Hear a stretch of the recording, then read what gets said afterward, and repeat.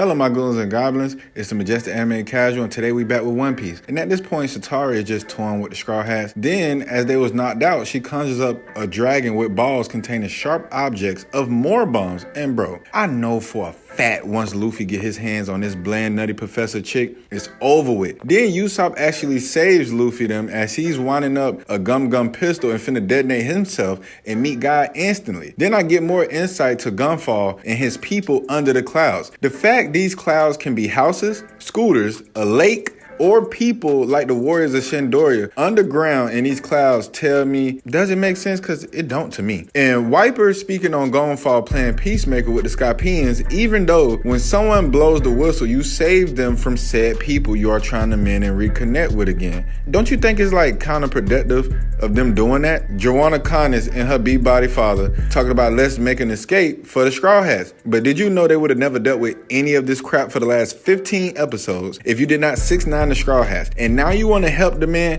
I promise you I want a divergent fist. Never mind, wrong show. But back to Gonfall and Shura fighting. Chopper's just watching their bodies moving at light speed and the swords is going light speed too. Tagon says, I no longer think I can negotiate with you and your group. I blink and my guy Gonfall and the bird is stuck mid-air. I'm talking about getting stabbed up like this is like a One Piece burning blood combo or something. You know what I'm saying? It was crazy. Then at the same time, Chopper's panicking. I'm panicking at this point because that was Chopper's last help to any Straw Hats return to the ship, as Gonfall is ironically falling down to the water where Sky Sharks appears. Gonfall's dream pops up and it's him wanting the scarce ground to sing again. Going back to Luffy, Usopp, and Sanji, Luffy finds a small breakthrough when realizing Satoru is controlling the ball dragon with just one screen. Once he popped the screen, all hell breaks loose. He sends a Dragon Ball on its way on some Final Destination type of time. Satoru is panicking because she basically is scared and frightened, and she even said herself,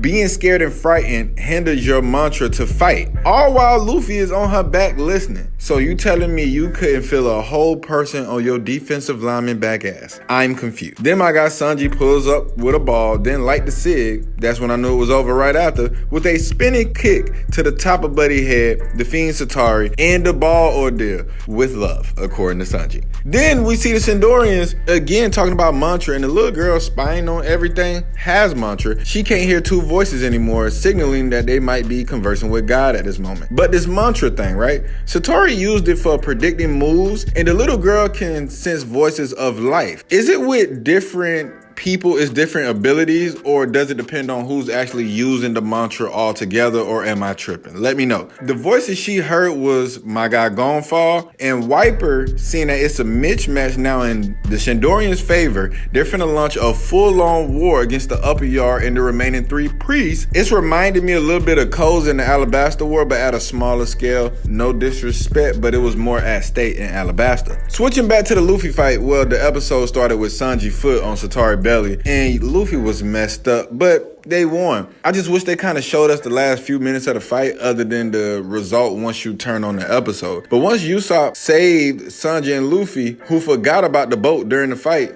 that's finna reach the exit, but Usopp has this Batman grapple belt, but he's really a Batman. Now I'm finally back to the boat. They leave the illusion forest and finishing their ordeal. My guy Chopper forgetting he can't swim, but still jumped in the water full cannonball, trying to save Gonfall from drowning, and now he's drowning. And I'm thinking to myself, if you knew you couldn't do something, why try something? Then I get introduced to another Scorpion priest, Jadatsu. I don't know if I'm saying it right, no disrespect. And why did he just randomly bit not only his lip, the nigga got his whole chin in his mouth. Is this Oda's twist on Coolio, RP my guy Coolio, from the hair to the face expressions and making a Hellcat noise, and the stare is a menacing, so it just reminds me of Coolio. Then DMX popped back up with a dog named Holy. I see the double entendre there, RP to X. And to me, if a powerful person mantra is not being sensed no more, it's felt around the whole Skypiea, not just the area it occurred. While Oda's showing me the remaining priests and the Shandorians are about to roll bounce size 17 Benar on their way to war, and the Shandorians is jamming Who Wants Smoke, and it is a lot of them. Wiper, they leader, got a blunt in his hand with a rocket launcher while skating on cloud. Are you kidding me? This guy it's definitely like another Koza, a revolutionary. But this man hates Imaru a whole lot.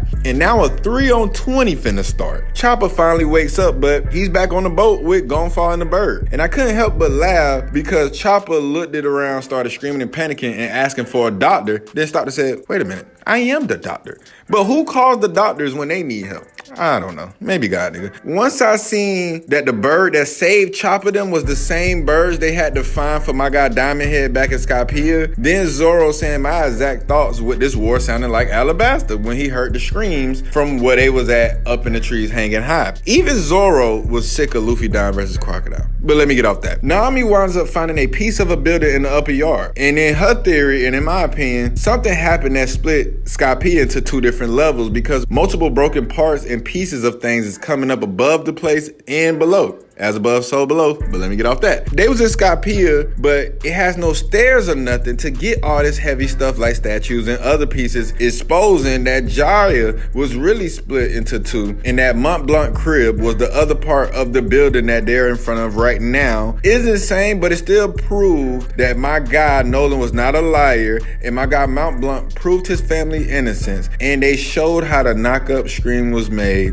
and now the war between the Shandorians and the Skypiea priest and Imaru starts now. Let me know what y'all think, man, because it's getting good. Love, peace, and everything in between. Stay majestic, Majestic Anime Casual out.